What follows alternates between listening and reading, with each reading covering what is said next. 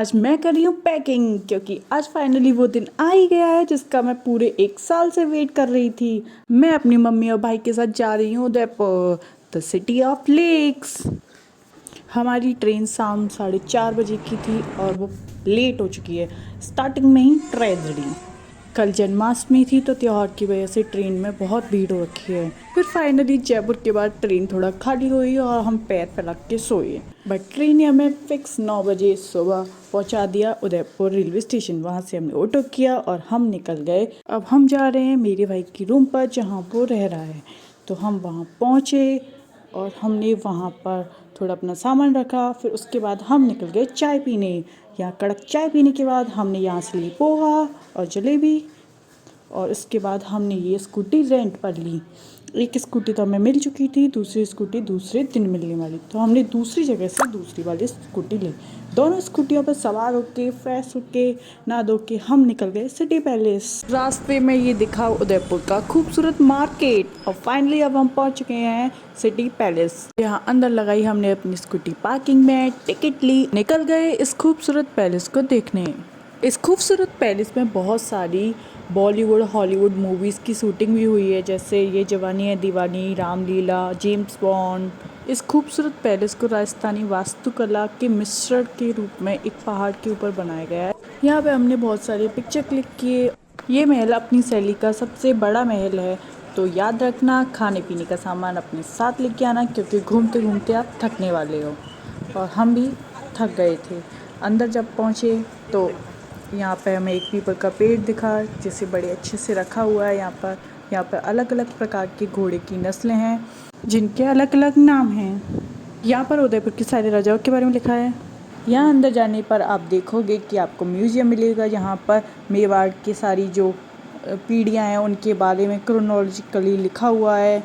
ये म्यूजियम यहाँ की कला और संस्कृति को बखूबी दर्शाता है।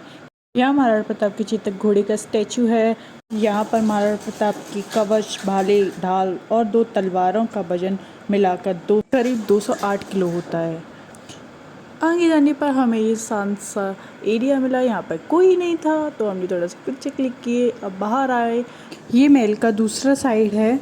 यहाँ पर आप देखोगे कि ये जो महल आपको आगे दिख रहा है, ये प्राइवेट पार्ट है इस महल का। यहाँ टूरिस्ट अलाउड नहीं है, यहाँ सिर्फ राजा और उनकी परमिशन से ही कोई जा सकता है, बाकी लोगों के लिए यहाँ पर एंट्री नहीं है। तो आगे हम जाएंगे। यहाँ से आप पिचोला लेक देख सकते हो। ये जो सिटी पैलेस है पिचोला लेक के किनारे एक पहाड़ी पर स्थित है, जिसे राजा उदय सिंह ने बनवाया था। आप यहाँ से पूरे शहर को देख सकते हो, बहुत ही खूबसूरत। सिटी पैलेस के बाद हम गए जगदीश टेम्पल देखने। जगदीश टेम्पल, जिसे कि जगन्नाथ टेम्पल भी कहते हैं, ये 125 फीट ऊंचाई पर बना है। यहाँ से आप पूरा मार्केट देख सकते हो ऊपर खड़े होकर। ये टेम्पल 50 कलात्मक खम्भों पर टिका हुआ है। हम जब यहाँ पहुँचे तो यहाँ शाम की आरती स्टार्ट हो गई थी। हमने आरती में हिस्सा लिया। मंदिर बहुत खूबसूरत लग रहा था। जगदीश टेम्पल में इस छोटे से टेम्पल, जो कि पुराना मंदिर है, इसे देखने के बाद हम निकल गए आगे अपने सफ़र में। मैं आ गई हूँ बागौर की हवेली म्यूज़ियम। ये पिचोला लेक के किनारे स्थित गणगौर घाट के राइट साइड में है। यहाँ आप गणगौर घाट और बागौर की हवेली दोनों एक साथ देख सकते हैं। इस हवेली का निर्माण मेवाड़ के मंत्री अमरचंद बाड़वा ने 18वीं सेंचुरी में करवाया था।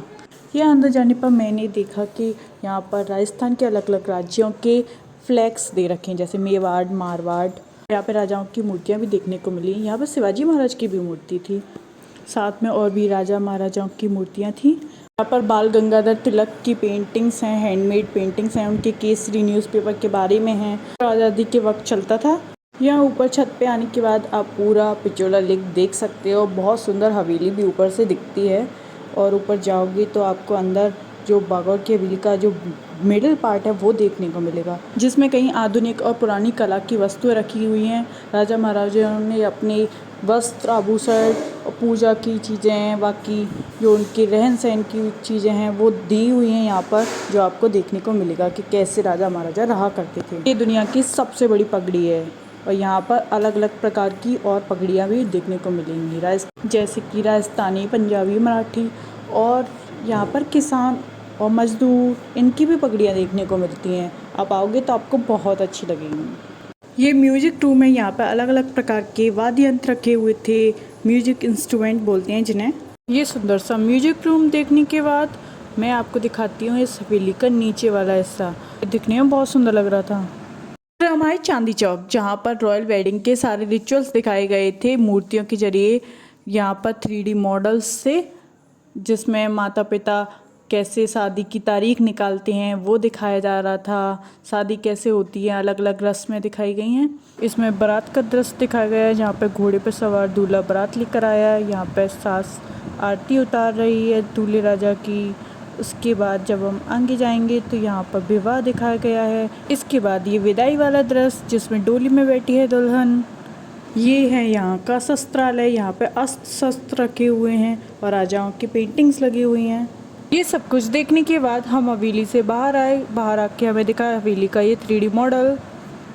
सब देखने के बाद हम आ गए रूम पर और फिर थोड़ी देर आराम करने के बाद शाम को हम निकल गए फिर से घूमने के लिए। शाम का मौसम बहुत अच्छा हो रहा था, ये सूरज डूबता हुआ इतना सुंदर लग रहा था ना, बहुत अच्छा। फिर उसके बाद हमने ये पार्क देखा, जहाँ पर ये सुंदर सा बड़ा सा फाउंटेन था। उसके बाद हम आए सहेलियों की बाड़ी देखने। ये तो बहुत ही सुंदर पार्क था। ये पार्क है जिसमें बहुत सारे फाउंटेन थे। यहाँ पर लिखा हुआ था बिन मौसम बरसात, जो कि बिल्कुल सच था। इतनी गर्मी थी जो दिन में, वो रात में ठंडक में बदल गई। बहुत ही सुंदर पार्क है। अगर उदयपुर आते हो तो यहाँ आना मत भूलना। थोड़ी देर इस पार्क में टहलने और एंजॉय करने के बाद हम यहाँ से बाहर निकले। सहेलियों की बाड़ी से बाहर आकर हमने पिया नारियल पानी। नारियल पानी से तृप्त होके हम निकल गए गणगौर घाट के लिए। ये है गणगौर घाट, जो कि पिचोला लेक पर है। यहाँ पर मैंने दिन का व्यू और रात का व्यू दोनों दिखाए हैं, जिससे आपको आइडिया लग जाए कि दिन में और रात में दोनों में कितना सुंदर लगता है। पिचोला लेक खुद में इतना सुंदर है, ऊपर से यहाँ पर जो होटल्स हैं उनकी जो लाइट जलती है ना रात में, इसे और भी सुंदर बना देती है। और हम थोड़ी देर ठंडे ठंडे पानी में पैर डालकर बैठे, थोड़ा बातें की, टाइम स्पेंड किया अच्छा सा। Thanks for watching. मिलते हैं अगले व्लॉग में। Stay tuned.